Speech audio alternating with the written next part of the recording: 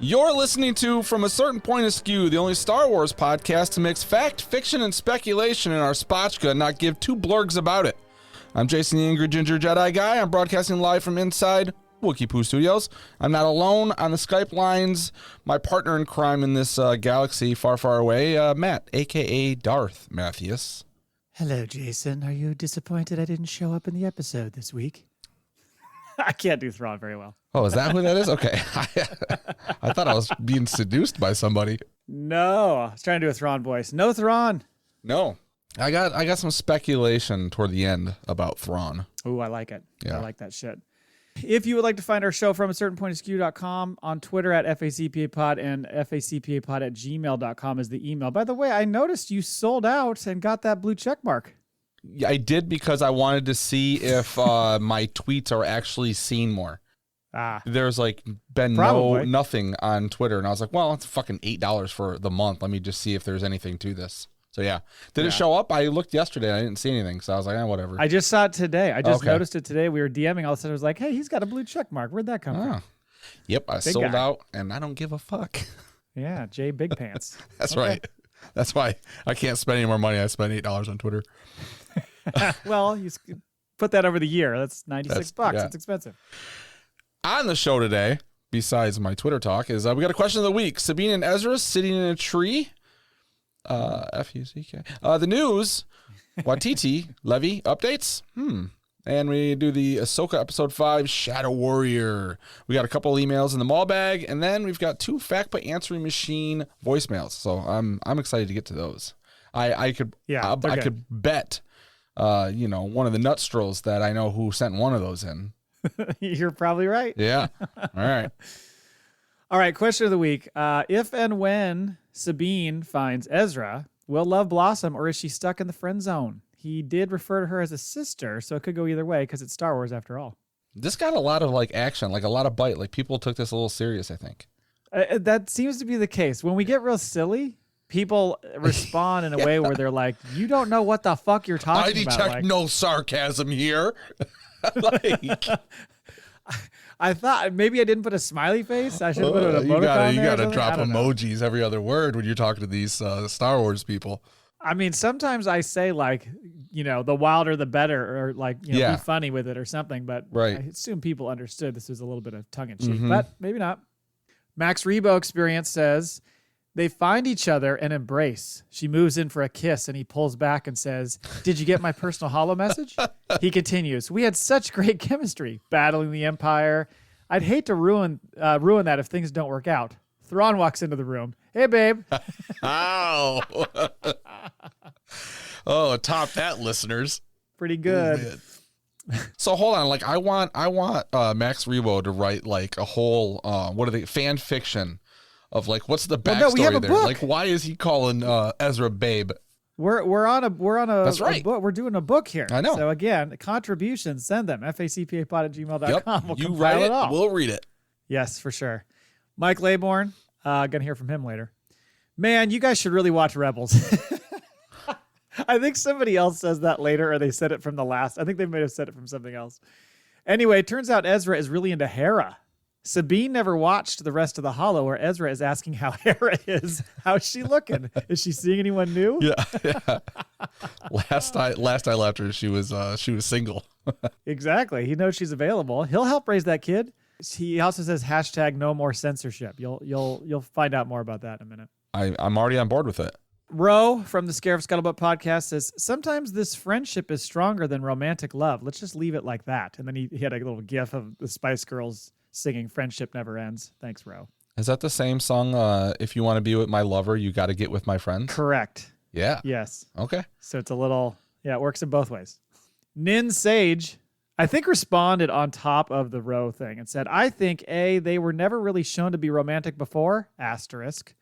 B, Disney seems to think romance is dangerous in modern Star Wars. Now, the asterisk says, although Sabine was also never shown to be force sensitive before. So who knows? I mean, I love how people are, it just pisses me off. Like Filoni decided to just go another way. He had nothing to do with fucking Clone Wars or Rebels. He's like, you know what? I'm going to wing it from here. Fuck George Lucas in his story. Oh, Jesus Christ. Yes. By the end of it, there was a little bit of a, wasn't there even an episode where you got the idea that maybe Sabine might be a little interested? I think there were later. Yes. Like in the last season. Yeah, the first season is him like pining after her. Oh, for sure. Yeah. And then that kind of fades away. Mm-hmm. And then because he's now got the hots for Hera, waiting for Kanan to die. And then and then I think there is a scene or a moment later in the maybe third or fourth season where you could tell it maybe things have swung. Yeah, there was respect once he got the haircut. She was like, all right, I like this short hairdo. You know, he kind of grew up a little bit, and she's like, yeah, I see the bulge in the pants. I'm down with this. Right. He looked a little more serious, a little more adult. Yeah. I think you're right. Brown Leader from Hyperspace Heroes podcast says, Sabine and Shin will become besties on the trip over there, and Ezra will end up falling in love with Shin because of her scoundrel ways. So I put out a thing on Twitter about that before he sent that in, because I was saying, could you imagine if she like goes all this way, finds Ezra, they're having like this tearful, embrace, and then all of a sudden he's like, hey, so who's the blonde hottie? Yeah. And then Shin steps forward and says, it's Shin Hottie. Yeah. Because that's her name. Nailed it right there. I predict this is going to be the first polyamorous relationship. I like it. Yeah. It's got potential. It's about to get hottie. Because it's going to go one way or the other with Shin and Sabine. Either Yeah. they're going to kill each other or they're going to end up in sack. Something's going to happen. Both? Well, Zach, it could be. Zach, a.k.a. Abstract Jedi, says, I guess that depends on what other unknown regions he's been exploring. See the top. Hey, babe. Exactly. Every orifice. Christian Camillo says, well, if someone is in the friend zone, it's Ezra. Again, before, yes. Yes. Now I think it might be shifted. I mean, I know we're known for 60% over on this podcast, but give us a fucking break. Like, you tweet something out trying to stir up a little, hey, let's talk about this. And every fucking person is like, you're an idiot. You've never watched Star Wars in your whole life. I think people who know our show get it. And people who don't are like, these guys are idiots. Right. So I'm probably yelling at all these, none of these people they're pissing me off. They're not going to listen. And they're probably going to win the giveaways. Yeah, they're just jumping on the Twitter bandwagon. They're going to win the giveaways. They don't even listen to the show. That's great. Disco Jason says, they are family, found family. I beg you to watch Rebels. There it is. Disco Jason does not understand. I'm responding. No, I will never watch Rebels. I heard it sucks. In fact, I think I did respond and say, I've actually watched it 3 times. I was just going to tweet it right now. I'll just leave it alone. Leave it alone. I think I responded to Jason and said, I've seen the whole series like 3 times. We're good.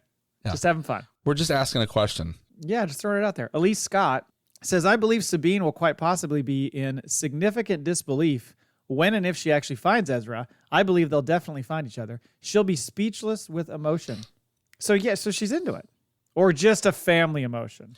Like, I'm trying to figure out, like, what's it gonna be? Like, what's Ezra up to? I see, like, he's either like, they get across the galaxy to the new one. They're near a planet immediately, so like, well, let's start here with this planet. And they go down there and they start searching the town, and they find Ezra, and he's just like he's working like a Fight Club. He's just in a ring, just boxing. He's got no shirt on. He's Brad Pitt. He's smoking a cigarette.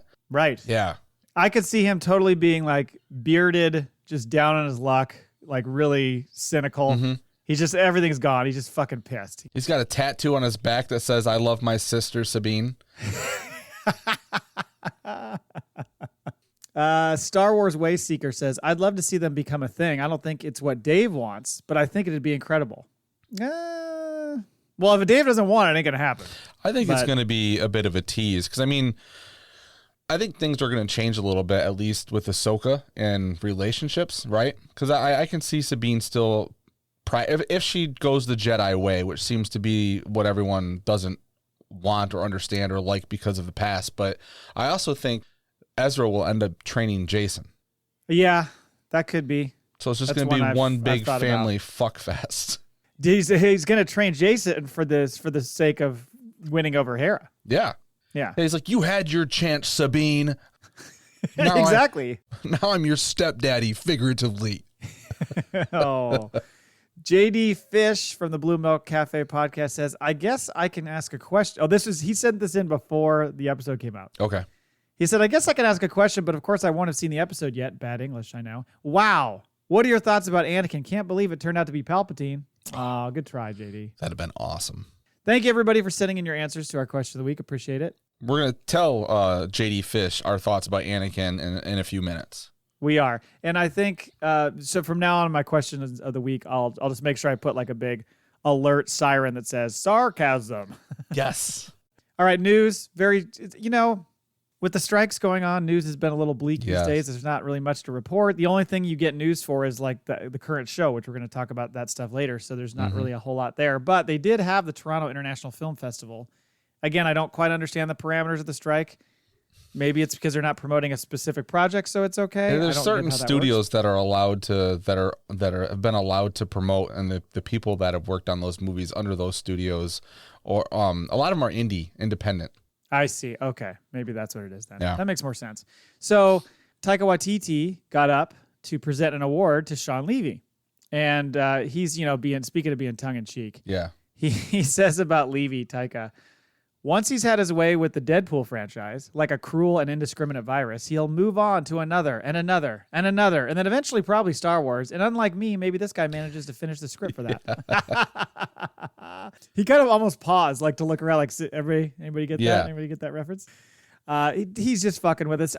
This makes me always think about how much they're really doing and how much they're not doing when it comes to the strike, as far as how are you as a creative person who is in the midst of a project, or even just a creative person thinking about ideas, how are you not at least doing some of that stuff on the sly? There's no way you're not. Right. I mean, if they're doing it because they've got the bug and they want to jot something down, or they feel like writing, right? They're not under any obligation or whatever. It's their creative itch, right? Mm-hmm. So they're not supposed to work on anything, but I mean, there's not cameras over their laptops. Like the second they open their computer, they're like, we're watching you. I think it's a gray area. It's a scab police. And I think what you're probably going to see is that once the strike ends, all of a sudden, all these projects are going to get turned in the first week. Yeah, I only what I see yesterday was Tim. Every fucking time my podcast. Burton. Yes, he said there was like a day and a half left of shooting Beetlejuice 2, and he had to shut down. Oh, really? Yeah. So speaking of Shawn Levy, he in an interview also at the film festival, he was asked about the Star Wars film, and he said, "We were just starting the process of developing my movie, and the writer strike happened. So we are in a holding pattern that so much of our industry is in." Wasn't he filming Deadpool? Yes. When the strike happened? Yeah, he's just fucking making fucking news. Right? Yeah. Yeah, I don't think that's true, because there's no way he's just got spare time. I guess they could be like, he's on set and fucking he's in his trailer or something like that, and they're doing previs work or ideas or whatever. They're kind of building. Spitballing. Yeah, just brainstorming. Like, what do we want? This is what I'm thinking. I mean, some of that stuff could be happening. Yeah, maybe. Anyway, that was all we had for news. That's how lean the news is these days. Lean and mean. Let's talk about the Shadow Warrior, Ahsoka episode 5. First thought, overall, I see why they wanted to play it in theaters. Visually, amazing episode. Yes, very, very much so. A lot of big moments. I can see why people would want to do that. I saw one thing. I can't remember who it was that I follow on Twitter, said something about how they oversold the theater by like 100 seats. Oops. I don't know if I'd heard that it was free. I think you had to have registered for a seat somewhere. Yes, I think that's what it is. So they just overbooked the seats. Overbooked, yeah. Thinking everybody wouldn't show up. Yeah, because I saw someone tweet that. I drove 3 hours away to get to the showing, and it was already full when I got there. And he said then workers were going in to watch it. And I was like, ooh. Oh. Yeah. Well, so that would be sad. You drive 3 hours, then you're sitting outside the theater on your phone watching it. Yeah. Trying to time it. Did you guys start yet? Yeah. I want to cue it up. So the other thing I was going to say, are a couple of things. One, I thought for as much as people were concerned when they saw the shot of Anakin last week, it looks weird, de-aged, whatever they're saying, I thought he looked good. Oh my God. I thought throughout the whole thing, he looked really good. Yeah. I mean, they definitely, I think they were like, yeah, it looks good enough. It's just, it's 3 seconds. Let them deal with it. We'll focus everything over on this episode. And it was great. I mean, there was a lot of our speculation was completely wrong. I think this episode did a really good job of just kind of streamlining the ideas, right? Like, we didn't go into, there was no mention of like the Mortis idea or, I mean, this was even a little different where there weren't the portal holes like there are in the animated. I mean, this was a little bit different. Which makes you think, is it really the fucking world between worlds? We'll talk about that later, because I'm not convinced that that's what that was. Okay, we have different ideas then. Okay. Let's battle later. Yeah. Also, Hayden is the best at handling a saber, is he not? Motherfucker.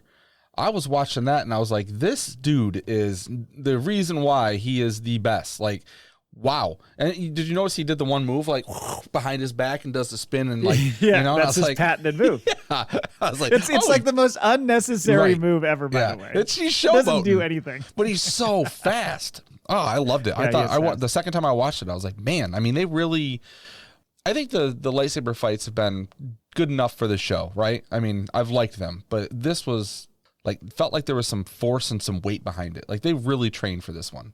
I think so. I think my favorite lightsaber battles really have actually been between Shin and Sabine.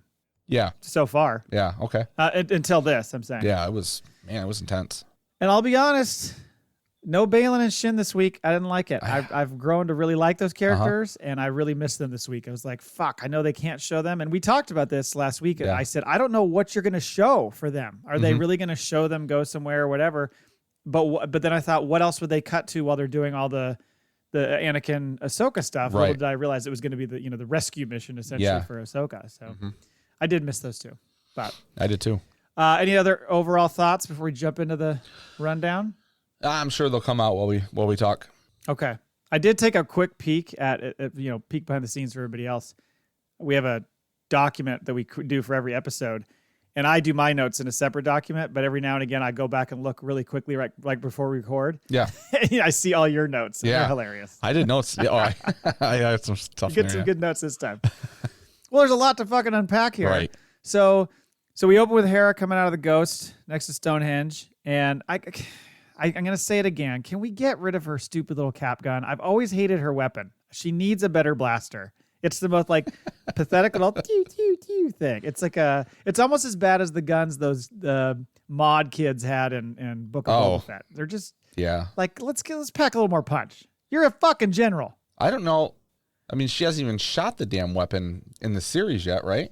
But it looks just like the one she had in animation. Yeah. The one in animation was almost hilariously just looked weak. It's like, come on, Hera deserves better. She does. Jason wants to come outside and, check it out. And helicopter mom Hera's like, whoa, hold on. When did Chopper become the babysitter? He's like the nanny of this kid. I know. I'm waiting for him to go murderous, but instead, they must have fried his chips or something and put him, he's under a spell. It's the IG-11 type thing. Remember, IG-11 was a fucking murder droid, and then all of a sudden was a caretaker. Very true. Maybe it works both ways there. All of a sudden, she hears a sound, and she tells him, stop, gives him the stop sign, and he goes and hides behind Chopper. Yeah, and you see Chopper's like, burr, burr, burr, burr. He like wiggles. It looks like he's going to fall apart. There's always funny little stupid bits that I notice where, like, those two are rolling off the ramp, and I'm like, are they going to actually show Chopper roll off the ramp and onto the ground? Nope, right when they get to the end.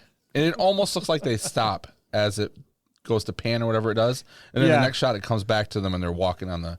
I was like, come on. Yeah, they want to make sure they don't... Because I'm sure there might have been an outtake where he just went boom. He went full R2 like... That could be. So she finds a very solemn Huyang holding Sabine's helmet and just muttering about how they should have stayed together and all this stuff. He's very upset. So that's what kind of kicks off the episode. And then we go to maybe the world between worlds. And I do like the fact that Anakin says, you look old. That's funny. She goes, you look the same. He's like, you look old.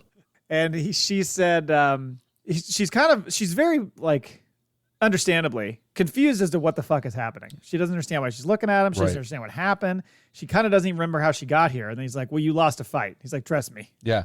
I saw it. You lost. And then she's like, you don't remember? She's like, Baylan's skull. He's like, oh, you do remember. Didn't you think that we were going to have him say something about Baylan at that point? Like how he knew him or no? I didn't put any thought to it, but yeah, that would have been nice. But I don't think that's how they want to, give any information about that character through him. Yeah. And because it could have just been a fucking vision in her head. We'll get to that again. I don't think it was. I'm here to finish your training, he says. And basically like kind of a get busy living or get busy dying message that's going on here. I know that's the wrong movie. But she says, I won't fight him. I won't fight you. And he says, I've heard that before. which is exactly what Luke says. Now, why would she know that? So if that was a vision in her head. She said the same thing to him on Malachor. Also, I won't fight you, Anakin. So you think he's saying, okay, yeah. Same thing. Yeah. I forgot about the fact that I saw that little clip in your notes. I totally forgot about the fact that Luke says that to Vader later. So yeah, he ignites his old blue saber, right, and attacks her because we were wondering which saber that was. And she is. Later it's going to be a little different. This whole scene until they go to the cut to back to Hera is just him chopping at her, like she's just defending. He's coming at her with vigor. She makes that first block, and he does like a fucking power like shove move. Like just goes, ugh, like fuck off. Yeah, and it does, like almost like he's fencing, And then is that the one where he like kind of just pushes her saber to the side, like just gets it out of the way? Yeah, he does that later. Yeah, he's just kind of owning it, and she's just trying to kind of hang on. And later that switches back to Stonehenge. Hu Yang's telling Hera, the map ball destroyed. There's no way for them to know where where the hell they went, and also no sign of Sabine or Ahsoka. They have no idea where they are. They don't know that they at this point went with, the bad guys. And then Teva, our boy Carson Teva, drops an organa bomb on us. Yeah, did you hear that? Yeah, he says something about she's trying to cover. Basically, she's trying to cover for you right now. Right. So that was kind of cool. And he's like, we got to report back or we're fucked. This is when Jason's like, something's going on in the water. And I like it because Hera walks over and is looking, and she's like, I don't see anything. She's like, Chopper, you got anything? And Chopper basically says, it's fucking water. We ain't found shit. But he says you can hear like something with the waves crashing. Yep. And then he's, they kind of put their hearing ears on, and you can hear the lightsabers. Now, are we meant to believe that Hera heard it too, or is she just like trusting in the fact that he heard something? No, I think we're meant to, because they're going with the whole theme that everyone is attuned to the Force, right? It's how well you can train and use it. And that was the whole discussion right now. That's why I wrote down, there's people out there right now. Another woman suddenly has the Force. I think it was just, right. I mean, it wasn't like all of a sudden she's going to start force shoving shit. She just like could hear a little bit of noise. Like she settled her mind and listened because her son asked her to, and she was able to hear a little something. Yeah, because she certainly opens her eyes like, good job. Well, she says to him later, good job, Jason. So yeah. She seems to totally be fully on board. I don't think it's just because he's sitting there with his eyes closed envisioning something. To me, I felt like for Jason, he's even more attuned to the Force. So he's connected more to Ahsoka. So that's why he hears it. So she orders Teva to head out with her so they can go, see if they can spot anything in the water. Well, hold on. You forgot when she's going to go send him out. And he's like, well, what's going on? And Hu Yang's like, that's right. He just stops and says, Jason has abilities like his father, Kanan Jarrus, who was a Jedi. And he's like, oh, okay. He goes, okay. There was a funny picture somebody posted on Twitter where he's like, could somebody fill me in on this? And it's Hu Yang handing him a copy of the DVD for Star Wars Rebels. Get him caught up. Was he wearing a FACPA t-shirt? And that should have been. But yeah, Hera all of a sudden is like, you know what? Jason, why don't you go ahead and hang out on that cliff? I'm just going to leave you here. Yeah, that Ahsoka just fell off into her presumed death. And like moments ago, she was like, I don't know if you should come out of the ship yet. We've never been on this planet. So stick close to Chopper. And then she's like, I'm going to go fly around for a little bit. Just, fuck off on this cliff right here. Be careful. I mean, in the end, it works out, I guess. But like, what was the point of her not taking him with her? Like, it just was so funny to me. She's like, we're going to go look around for 3 hours. You just chill. That's true. Don't step too close to the edge. Yeah. Trying to save gas, and you weigh a lot. She just needed a break. She's a parent. That's true, man.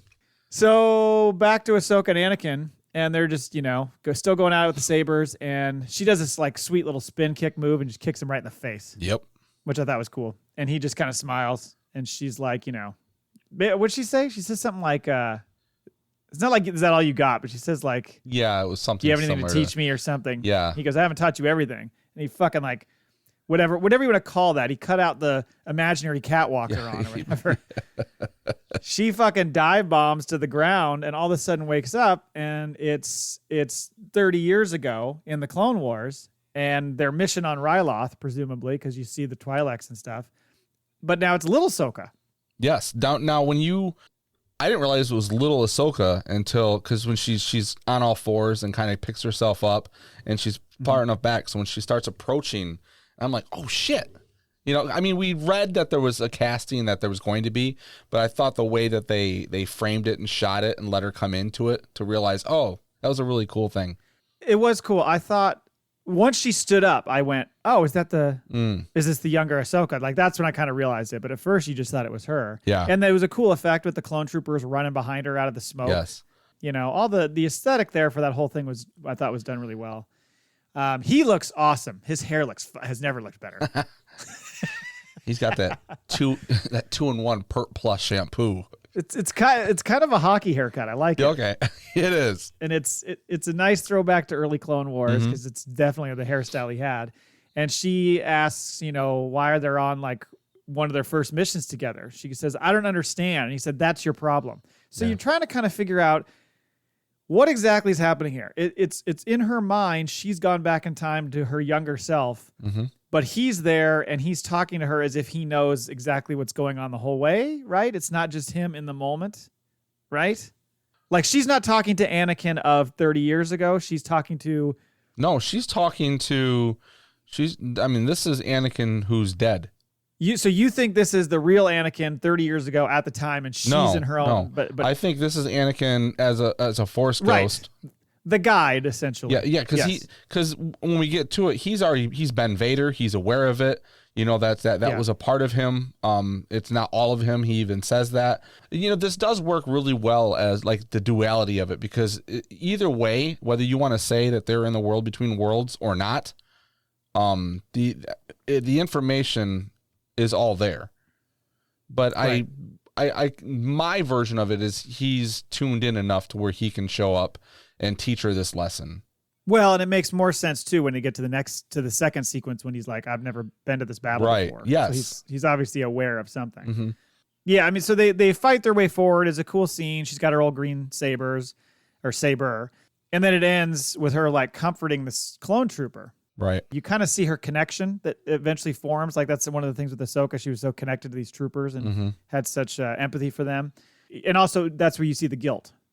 That she feels like, shit, you know, I led these guys to their deaths, and I feel fucking terrible about it. You know, obviously that's something that's just stuck with her over the years. She struggles with the decision, and he kind of walks her through. And, you know, sometimes we're Jedis, we have to lead, but sometimes even we make mistakes, he says.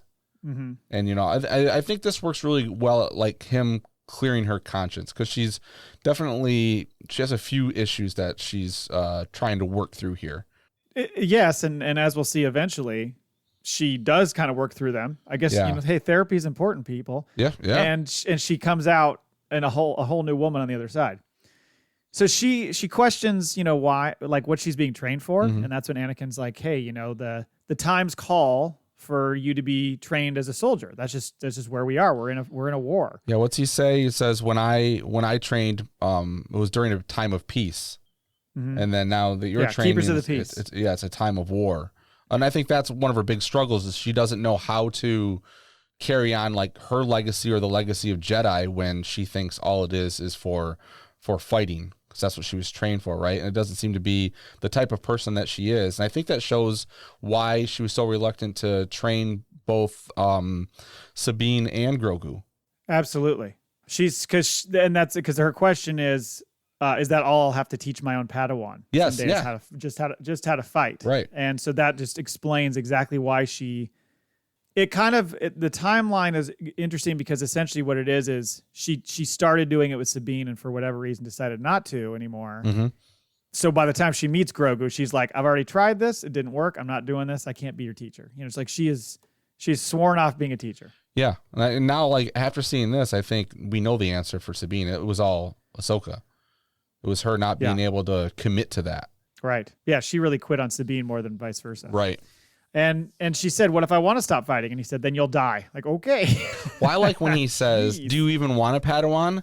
You know, he's like, it's not all, what's he say? She's like, why are you making a joke right now? Yeah.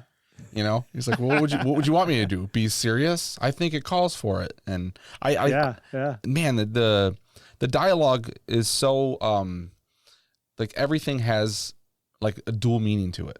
Yes. Between the two of them. It was really well written. Well written, and I like the younger Ahsoka with the older Anakin was as close as you're going to get to the dynamic that they presented in the animated series. And I think they nailed their relationship. Yes. Yeah, I thought that was they did a really good job. Mm-hmm. So you get that cool shot of Anakin walking into battle after he says that to her, and the smoke and the fucking flash of him being Vader, and then back to Anakin. Gave me chills. Yes. Yeah. And he's got the red saber. That was pretty sweet. Yep. So we get this, we quickly back to Hera. We get this funny chat between her and Hu Yang about her unsanctioned mission. And he's like, well, that's why people like you, because you care. And she's kind of like, oh, thank you. Yeah. And then she asks about Ahsoka's master. I love that. Yes. He's like, how would you like, what was he like? And he's like, huge, gigantic, pregnant pause. Intense. Yeah. That's one way to say it. That was it. a perfect answer. So then Jason checks in and is like, hey, Chopper's picking something up. Here's the coordinates, essentially like, go to this spot. Mm-hmm. And you got to get low. Get low. But then we immediately go right back to Ahsoka and Anakin. And now we're back in the Siege of Mandalore. Fuck yes. And so this is really cool. It's her leading the 501st, or at least a chunk of them, against the Maul's super commandos that we saw with the little horns and shit. Yeah. And I mean, she's just fucking slaying like an all-star. This is Ahsoka in full fuck everybody up mode. And then you even see Captain Rex show up and give her kudos. A small cameo by Captain Rex. I think everybody thought we were going to see more. To go back, when the first flashback scene, right? When she's comforting the soldier and Anakin's over in that powwow, was that him and Rex? And I was trying to figure out who the other two Jedi were. Well, I don't. So it could have been Jedi, or it could have been some of the Ryloth freedom fighters. Oh, okay. Because they were Twi'leks. So I don't know if it was like, oh God, I'm going to forget her name. Sakura, whatever that gal's name is. She was a Jedi that got gunned down in Revenge of the Sith. Yes. But well, it couldn't have been her then. Oh no, that was the first fight. So yeah, okay, yeah, it could have been. I think that was meant to be Rex. We just didn't hear him. But then to see him and kind of give her kudos and say, good job, Commander. That Tamora Morrison's voice is pretty cool. Anakin is now looking a lot more like the version we see in Revenge of the Sith. Hairstyle's all a little bit different. And he walks up. That's what he says. I don't remember this battle. That's because he wasn't there. And he's got the scar now. He's got the scar now. And all this stuff is happening simultaneous, I believe, with the events of Revenge of the Sith. So they're like, I think they're off. Maybe that was when they were rescuing Palpatine and going after Grievous and all that shit, maybe. Right, because the Siege of Mandalore takes place right when, they're trying to rescue Palpatine. And then, he turns to Vader. Right, and it's the last 4 episodes of season 7 of the Clone Wars is when they show Siege of Mandalore. Mm-hmm. There's this interesting exchange here because Anakin tells Ahsoka, "You're part of this legacy of masters who have trained their Padawans on down the line," and she's like, "Well, I feel like my part of this legacy is just death and war," and that's when he says, "You're more than that because I'm more than that." So clearly he's having some thoughts about his own standing in. Yes. Yeah. And I think that he was already referring past the Vader thing where she makes like a reference to him. And he's like, oh, is that what this is? I thought is that what this is was a reference to, because she says you're more powerful and dangerous. Right. And that's what's stopping her from moving forward is she thinks she's going to carry that on. Right. I mean, you did slaughter a bunch of Jedi children. It's kind of hard to get past that, Anakin. We were homies for years. I do like that, he kind of gives you that. He's like, you will inherit my knowledge as I inherited the knowledge of the masters before me. And that kind of goes to the whole Rey thing, which is going to piss people off, but. Right. So then he claims she's learned nothing. Yeah, we're going to go back to the beginning. So he just turns his back. And then turns around, he's got the fucking red eyes and the red sabers ignited. It's like, oh shit. And he fucking kicks her into the fog. He does. He kicks her right back into the world between worlds. And so it kind of looks like a horror show when he walks through from the flashback. It's the same shot we saw when him walking away, but now he's more Vader. Coming at more shots of it. Yeah. And man, he is a looming presence. Holy shit. He is. It's scary looking, and because it kind of blinks like several times, so you see Vader a couple times. It's pretty cool. And then he disarms her, like he just starts going into power mode, gets rid of her sabers, and then she fucking turns the tables and disarms him, and then puts the saber to his neck, and he's just kind of standing there staring at her, and that's when she says, "I choose to live," and he kind of backs off. Great moment by Hayden. this whole piece. Yeah, because his eyes, he's got the Sith eyes. He's got the Sith eyes, and he kind of backs off and takes his time and kind of then puts his head down. And then when his eyes come back up, he's back. And then he says, what did he say? Like, there's hope for you or something like that? Yeah, which, I mean, that's the whole thing, right? Hope. It's a great line. There's hope for you yet or something. And you will. And then he disappears. Yep. And then so everything just starts crumbling around her, and the place starts filling up with water, just like Star Wars Theory's script. Yeah, what was that about? Sorry. I didn't. Sorry. I just saw that somebody posted on Twitter, and it's such a perfect, 3-second clip of showing the water filling up under her, and him going, whoa, wait, that's in my script. Yeah, I was like, did he write a script? Is he saying that? He's done fan fiction and shit. Okay, all right. So funny, though. The idea of baptism was never before him. No. And then you get this shot from underneath looking up with the light above the water. Yeah. And I was like, it's the Bourne Identity just started. Oh, see, I was going with the Matrix when Neo's in the water. Oh, yeah. They pull him out. Yeah, I could see that. I could see that too, yeah. Okay, I want to get back to the eventual rescue and stuff, but like you said, let's stop for a second and talk about this world between worlds. Sorry, I forgot that I wrote Ahsoka is swallowed up by the waters of Lake Minnetonka. She's been purified. It's the Chappelle. Right. Yeah, that's a straight pull from Purple Rain. Yeah. So, the world between worlds. Let's talk about it for a second. I'm glad that they didn't do a whole lot with it. I'm glad they just kind of did what they did, and then we're like, that's it, because they could absolutely abuse that. But I got done, and I just kept thinking about it, and I thought, is this really the world between worlds, or is it like her memory of the place and a forced vision she had to kind of work through her own shit as a near-death experience? I mean, I don't know the answer. That's why I said I think it works either way. I'm really curious as to what. It might not matter. Filoni will come out and say it was this or it wasn't. But I mean, there's lines of dialogue that I feel only Anakin would say because he's Anakin. But it also works with her fear about him and who he became and what she needed to work through. So it's interesting. Thematically, it's really good. It's not a very long scene. It's just cut up between the Hera search party shit, so it plays longer. But I mean, it's real tight and concise, and it's almost like I really wish it wasn't. I wanted to see more, and I want to bitch about as much as I love the volume, it's so restricted. The only reason it worked, and people who just watch TV and shit probably have no complaints at all, but the whole fog idea and cutting down, no CGI, all that shit, but soundstage. Right, but it all worked because of what they were trying to do. You almost didn't want a bunch of eye candy and everything, right? Because it was the story between Ahsoka and Anakin. It was, and also if this is just a vision or a memory or whatever you want to call it, it's going to be more focused to the space around you. It's not going to be. You're not going to have this huge, broad view of everything. You're going to be looking more at the place in front of you. So it's kind of meant to be that and be foggy. The foggy memory, yeah. So that's why I don't have an answer which way or the other. I want to believe though that it was Anakin that did come back to help her with that. Even if it wasn't her head, he still can speak to her, right? That's true, and I agree with that. Yeah. I guess I got a little hung up on the fact that I was like, I don't think that's the world between worlds because that's not what we saw before. However, you could always say, well, of course, things can change, things can be handled differently, etc. I just thought, did she in her mind go to this place, and that was the setting she created in her mind? And then from there, they did all these flashbacks and everything. But the whole time, it's just this forced connection between her and Anakin and her working through her issues. Yes. I mean, they could have just gone the Goodwill Hunting route, and he could have just hugged her and been like, "It's not your fault. Yeah, it's not your fault. Shut up." She has so much guilt. Oh man, I think it's all gone now. She left it in the water. She did because she went from the gray stage to the white stage. Yeah. So she gets pulled up by one of the X-wing pilots. Again, apparently Brendan Wayne's character lived because he was there.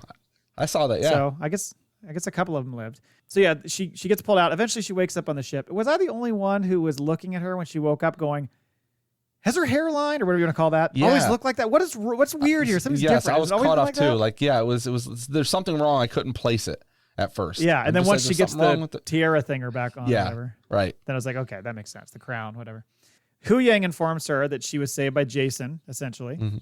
But they still don't know where Sabine is. And so she walks outside with her new white gear on, Gandalf the White. Yep.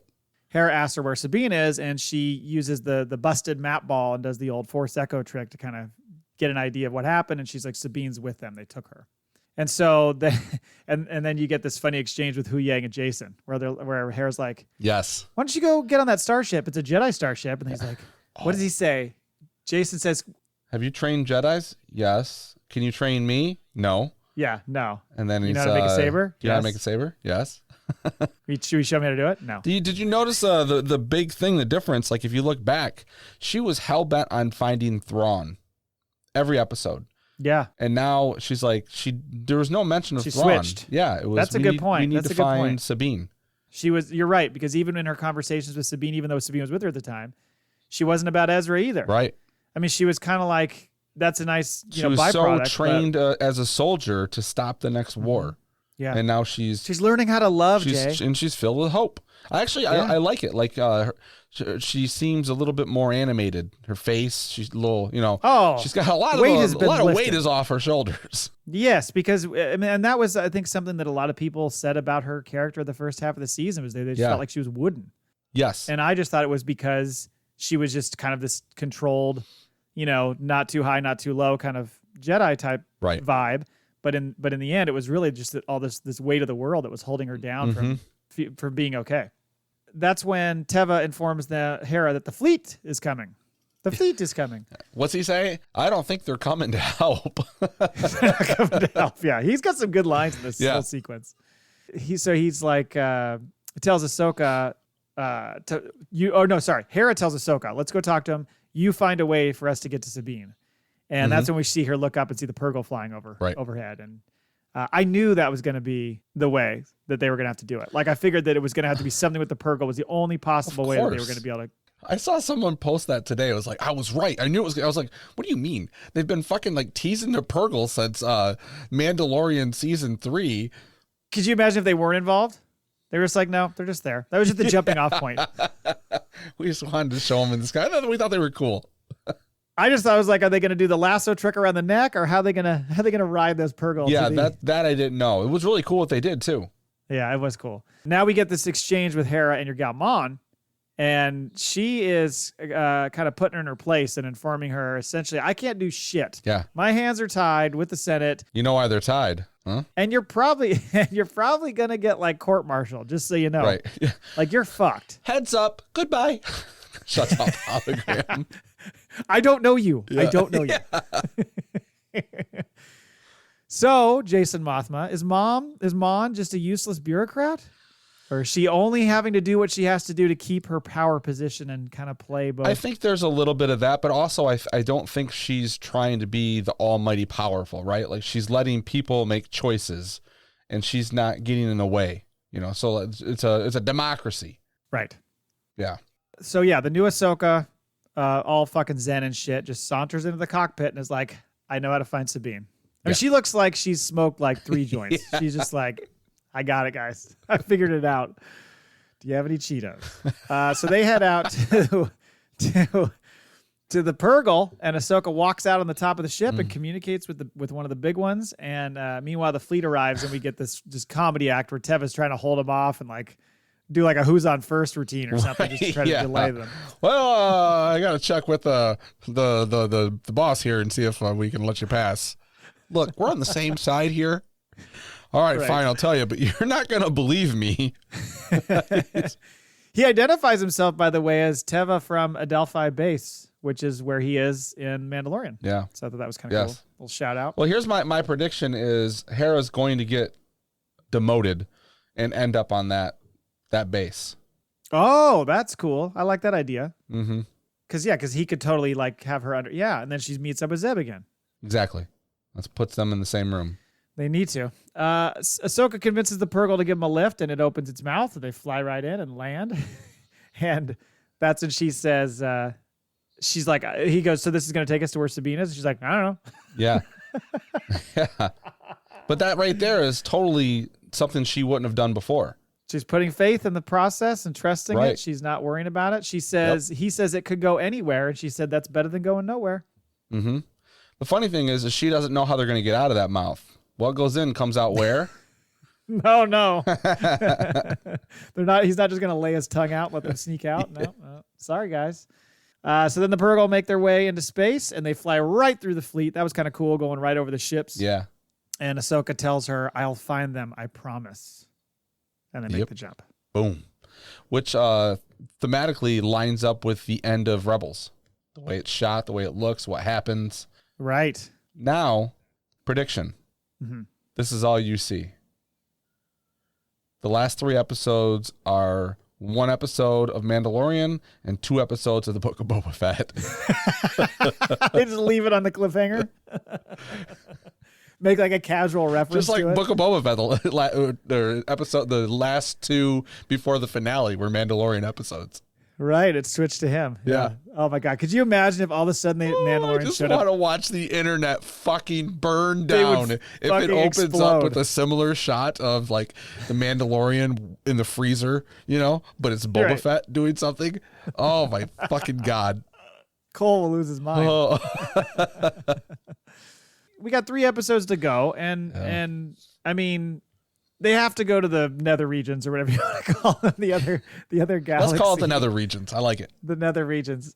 So, because we got to get back to Baylan and Shin and Sabine's Elsbeth been trying to get to Ezra's nether regions, so that's where we're going. He's looking for him. Does he shave those nether regions? No, they're Hera. Oh boy. Dun, dun, dun, dun, dun. So I would assume they're going to have to show that in some way, shape, or form. They're going to have to show that because that's the next thing. But right. And you would assume that the next episode, maybe at some point or toward the end, shows that shot of Thrawn walking out onto the bridge of what I think is the Eye of Sion. I think it's the same place that he walks out on that Elsbeth was on.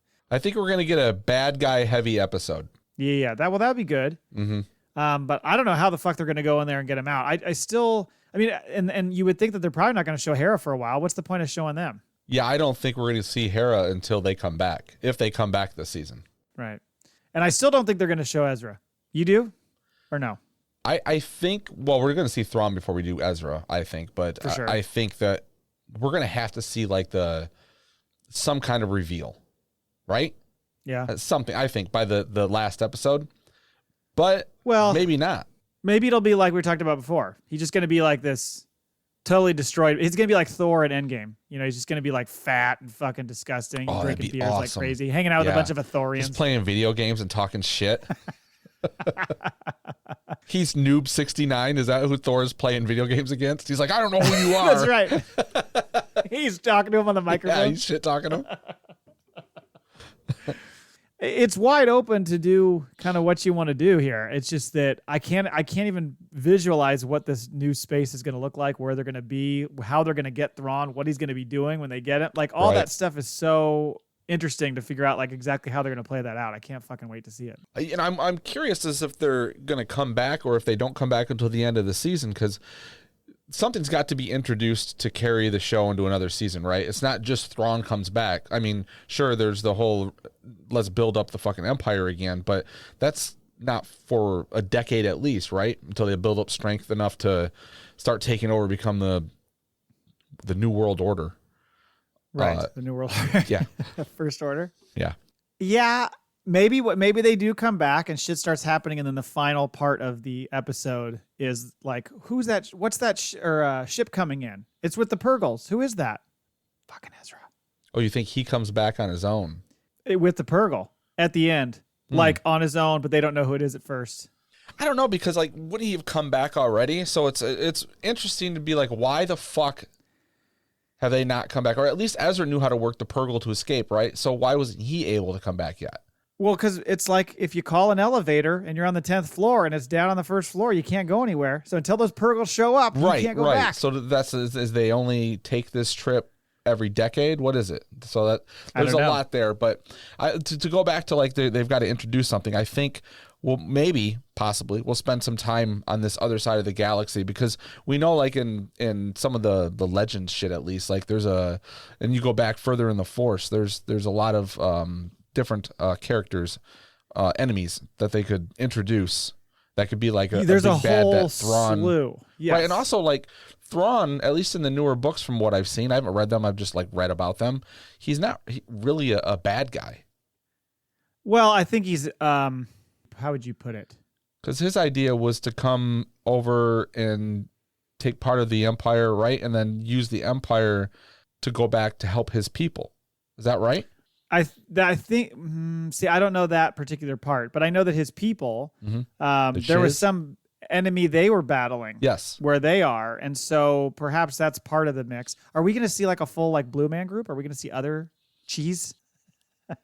Interesting. I mean, because that's all those they're people. Not over there, though, right? Well, unless they decide that his people are on that side of or in the other galaxy, but they're just living the outer realms, right? Well, I'm wondering if you go to the other galaxy and you end up finding him, if he's with his people, if David Cross walks out, I will fucking explode. Oh, yeah. I blew myself, Michael. I blew myself. We knew what was coming this week. We have no idea what's coming next week. Right. And I wanted to say, the speculation has been fucking fun. And even though we've been wrong about a lot of it, I've not been upset by it. And I find it funny. One, you see people on the internet getting pissed off about the people who are speculating and not getting their way. And I guess I could see that. But also, just because people are speculating doesn't mean you can't have a little fun with it. Like, I don't know. I just see people getting upset about it more than one way. And it's like, well, what the fuck, man? Like, why wouldn't you do that? Now, but to our case, I guess, we're not holding on to any of that. Normal. Like, when, when Merrick wasn't, one of the fucking 3 characters we were speculating about, we weren't fucking holding on to that like, that's got to be it or else, I like what they did with that. And some of the other decisions they've done that we've been way fucking wrong about, but that's all right. I've seen a lot of other people on Twitter, and I've heard some other shows where they're having a pretty good attitude about it, where it's like, well, I was fucking dead wrong. Like, it's a lot of that stuff. Yeah. And not taking it in a way of like disappointment, just like, oh God, I just totally missed on that one. And I think the speculation stuff and the lingering disappointment and letdown that all these people have experienced has come a lot more from the movies than the shows. Because you have 3 years to sit there and think about what the fuck's next, or 2 years to think about what's next. So the speculation goes wild forever. Whereas, I mean, it could happen between seasons, but because you're getting a weekly drop, you don't have that much time to build it up in your head that it's going to be this big moment. And, Anakin's going to be there with Padme plowing her, and that's what your expectation is. And when it doesn't happen, you're like, fuck, because granted, I would like to have seen that. But I'm just saying, in general, I think you don't have as much time to build up this shit in your mind and get this expectation that then is let down.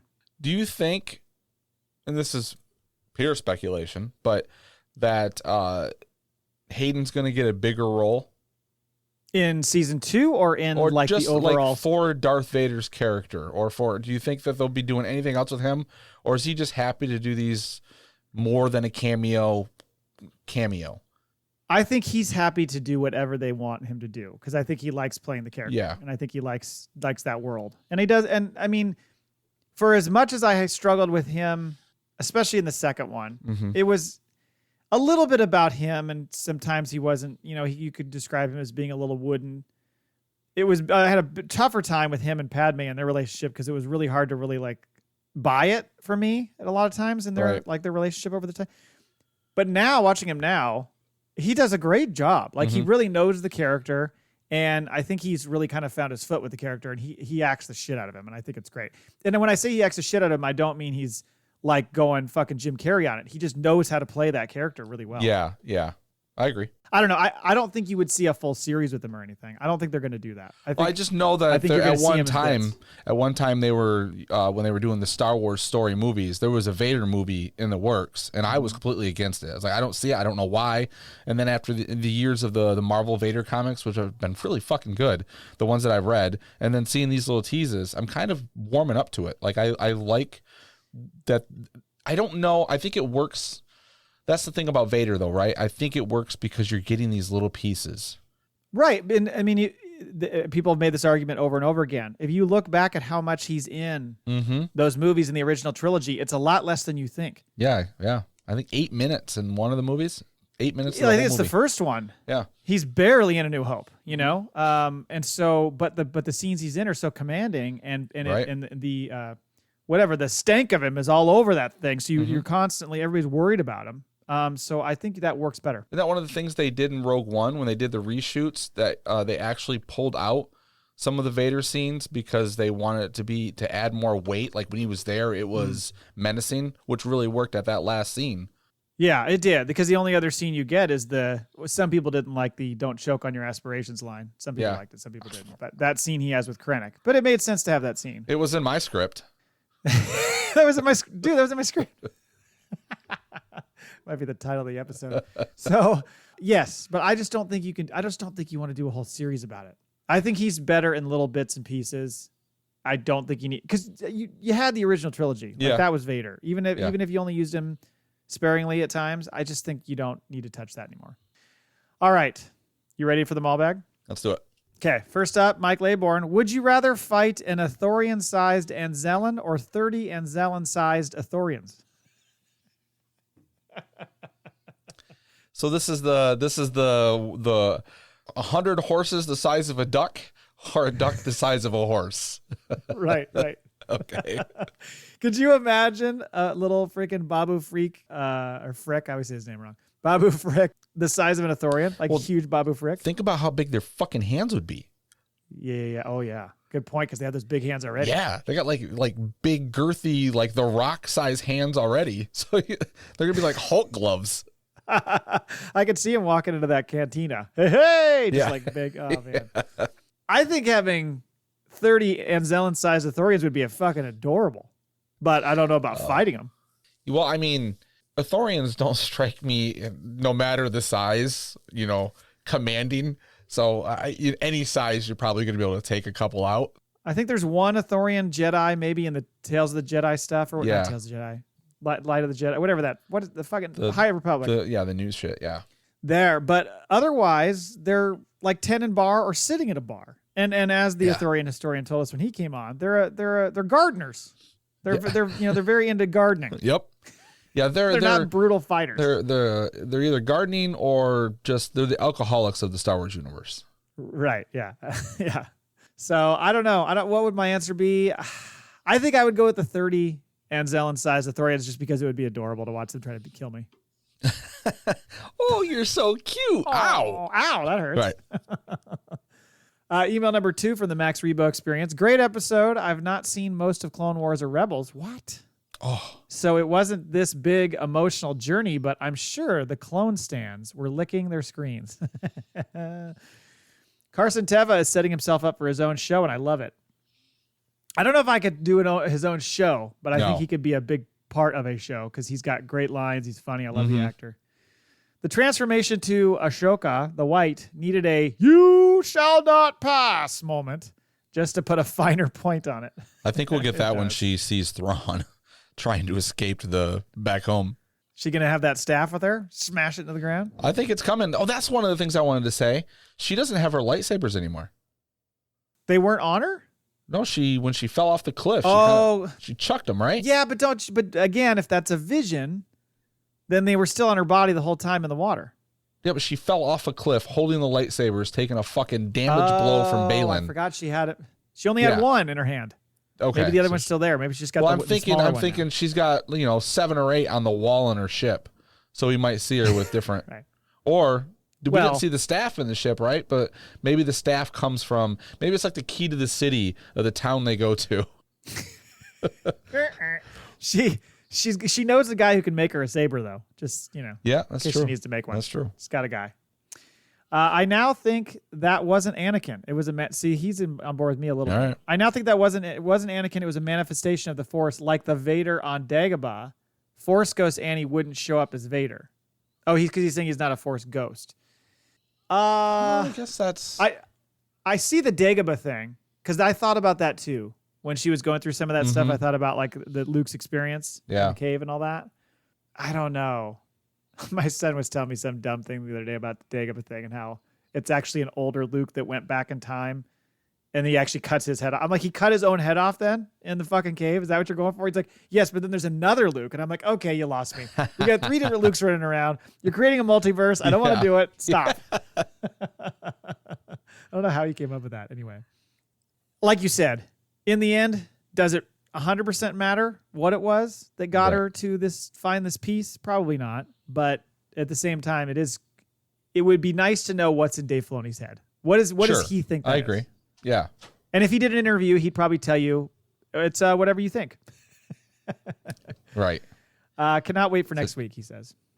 All right, are you ready for some voicemails? Oh, yeah, rural farm boy in the mix. Let's play OK Stop. You ready? All right, I'm ready. Here we go. Jay, Darth Matthias, Darby. So we're sitting on... Yes. I love how he's the only person I think in like my podcasting career who's ever just called me Jay. Almost everybody calls me Ginger or Angry Ginger or whatever. So it like stands out to me. I call you Jay. Yeah, that's true. Even though it's my name, but like most people don't. Call you by your... Yeah. Well, he likes calling you Jay. Yeah. All right. Ahsoka day. Yeah, it's Tuesday, late in the afternoon for me. Pause my playlist so I could hit the record button to send my thoughts on the question of the week. Some of these get goofy. They just... All right. Sorry. Do you want us to be more serious? Some of these get goofy, and then he just goes, all right, I'll answer it. Here we go. If and when Sabine finds Ezra, will love blossom? Or is she stuck in the friend zone? He did refer to as a sister. All right. Here we go. I ain't really good at doing wacky and weird bullshit. But I have noticed a couple Pod's friends in listening to recaps and reviews that they're these are parts, not episodes, not chapters. Sorry. Some folks took notice that when she's watching in part 1, Ezra's hologram recording message. She's touching herself? Is that what you're going to say? And when I think about you, I pet my little falcon. That whenever he refers to her as being a sister, that he kind of looks down and he scratches the back of his head. I do have a psychologist that's a Star Wars podcast friend of ours, David Motters, on Star Wars Reactions. Shout out. So don't remember rightly. Reading body language. Okay. We're reading body language on a holo. Yeah. Hey, examine it all. Well, maybe he's like, yeah, I'm gonna call you my sister before you tell me I'm your brother again or something. You know, like I'll get you before you get me. Right. It's creating the desire from the other person by blowing it off. Like, because I mean, once he stopped really like going after her, that's when maybe the balance shifted a little reverse psychology. I think so. Believe it or not, but some folks that are pretty keen on psychology kind of stuff took note of that when he looks down and scratches his head, that he's actually got some sort of feelings that he's hiding from that particular gesture, which I found interesting in it. So maybe there's... Okay, no one's really buying the "you're my sister" line, right? Well, I think some do. What the fuck? Okay. I think some people think of it as they literally just feel like they're family. They found each other, that they can rely on each other, and to go beyond that is not necessary. That they're just he is. I've been rejected one too many times. I know we're cool. You're like my sister, but he means like, well, if you don't feel that way, let me know. Well, I think he's trying to play it as cool as he can. Yeah. In the hopes that she will reveal herself first. Yes. Because meanwhile, she's been living at his old crib on the thaw, like sniffing his t-shirts and stuff. Man, his stink is all over her.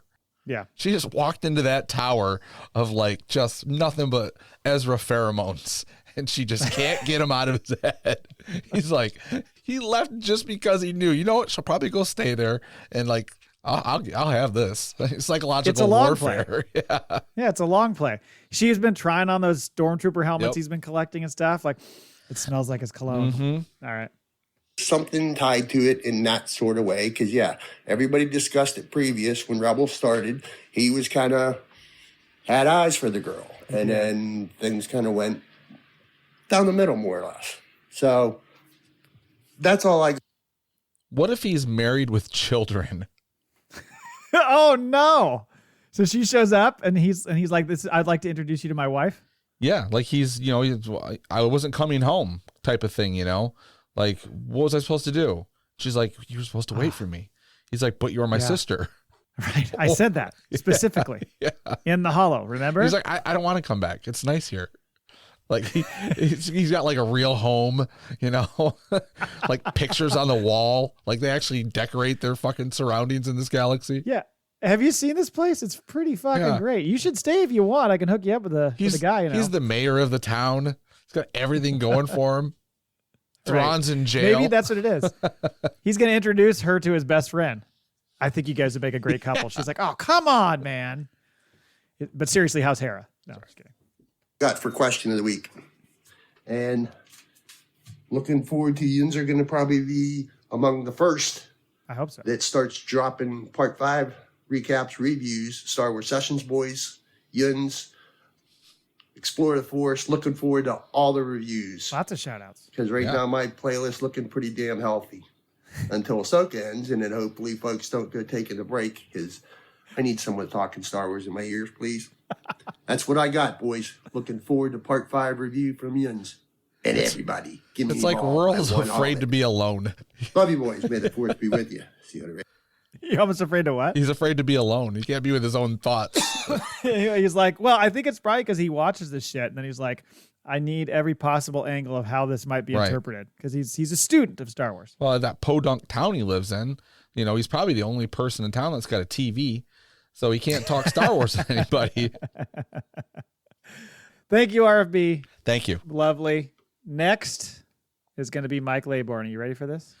It's going to be short and stupid. Let's go. He speaks a little quicker, so we can stop a little more often if you need to. Okay. All right, boys. Another good episode of Ahsoka. I hope the Space Whale doesn't accidentally sneeze and fly into the wrong galaxy. But overall, I'm pretty impressed with everything I've seen so far.